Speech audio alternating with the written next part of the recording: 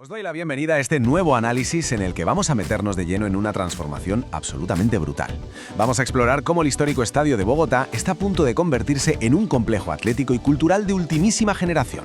A ver, durante décadas este escenario mítico ha sido testigo de un sinfín de glorias deportivas. Pero lo que viene ahora, es literalmente el salto más grande de toda su historia.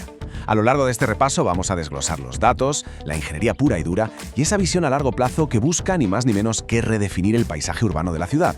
Así que sin más rodeos, vamos al lío. Nuestra hoja de ruta de hoy es súper clara. Vamos a ver 5 puntos clave. Primero, el concepto de este nuevo coloso para Bogotá. Segundo, cómo van a hacer las obras sin detener el balón. Tercero, las especificaciones técnicas y los estándares de la FIFA.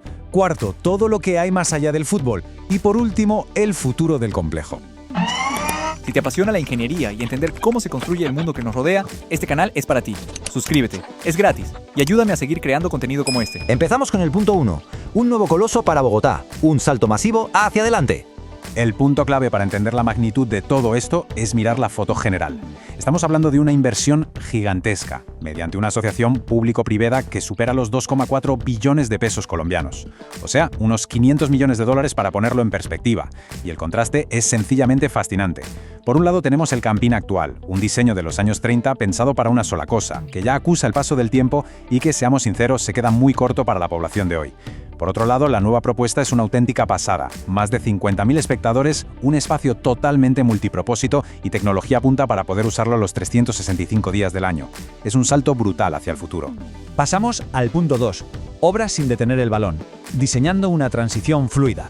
Claro, al plantear una obra de este calibre surge una duda logística enorme. ¿Cómo demonios renuevas todo esto sin paralizar los eventos deportivos y culturales de la ciudad?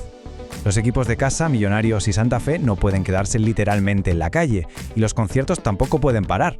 Pues la solución es una genialidad. En vez de construir gradualmente sobre los cimientos antiguos, el diseño desplaza la huella del nuevo estadio hacia la parcela oriental. Así de simple y brillante.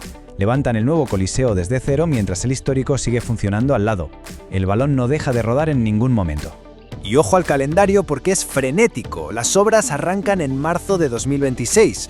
Poco después, en mayo de ese mismo año, se entregan los estudios finales, que por cierto podrían incluso ampliar un poco más esa capacidad máxima. Y la meta es entregar el estadio principal para diciembre de 2027. Es un ritmo súper ambicioso para una obra tan colosal.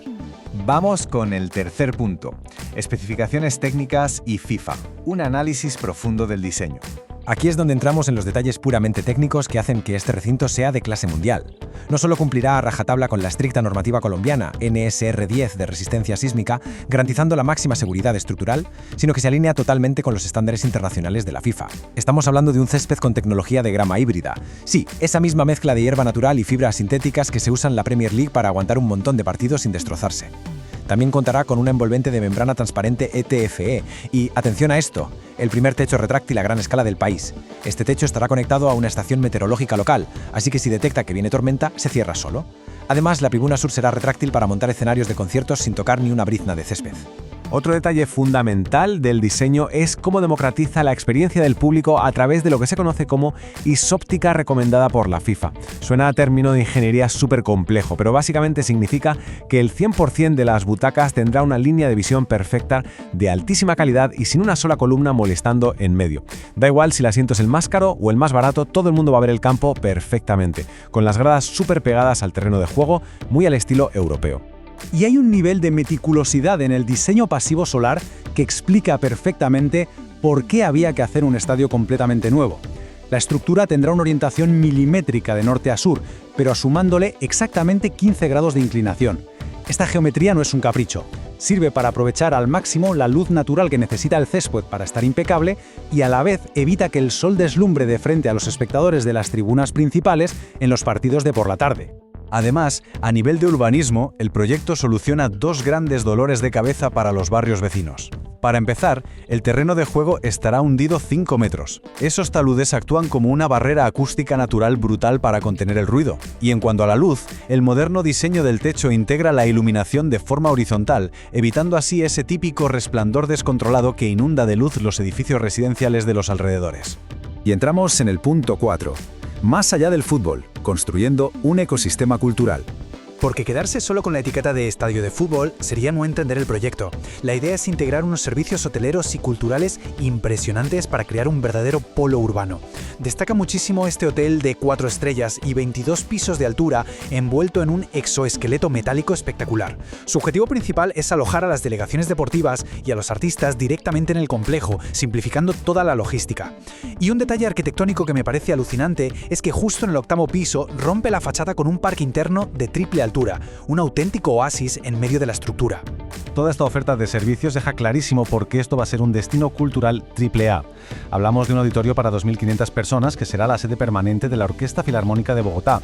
Contará también con el primer centro de entrenamiento de esports y gamer de la ciudad, un museo del deporte, un centro de atención de emergencias de la Cruz Roja y unas zonas comerciales y gastronómicas enormes para darle vida a la zona todos los días de la semana. Llegamos al último punto, el 5, el futuro del complejo, redefiniendo el paisaje urbano. A ver, hay que ser realistas. Mover 2,4 billones de pesos en una concesión a casi 30 años genera muchísimo escrutinio. Y con razón. Desde el Consejo de la Ciudad se han hecho preguntas muy válidas sobre si la concesionaria tendría realmente el pulmón financiero necesario para sostener una obra tan faraónica. Pero, hace poco, el brazo inmobiliario del conglomerado financiero más grande del país entró en el juego adquiriendo el 51% del control. Eso inyecta un músculo de capital importantísimo, despejando bastantes dudas sobre la viabilidad a largo plazo del proyecto. Y todo esto nos deja con una reflexión interesantísima. Mientras empezamos a ver cómo se levantan estos muros que mezclan tecnología, sostenibilidad, música y deporte, cabe preguntarse, ¿de qué manera va a reconfigurar este gigantesco coloso todo el ecosistema del entretenimiento y el deporte en América Latina para las próximas décadas? Bueno, el tiempo y el avance de las obras nos darán la respuesta. Ha sido un placer compartir con todos vosotros este análisis. ¡Hasta la próxima!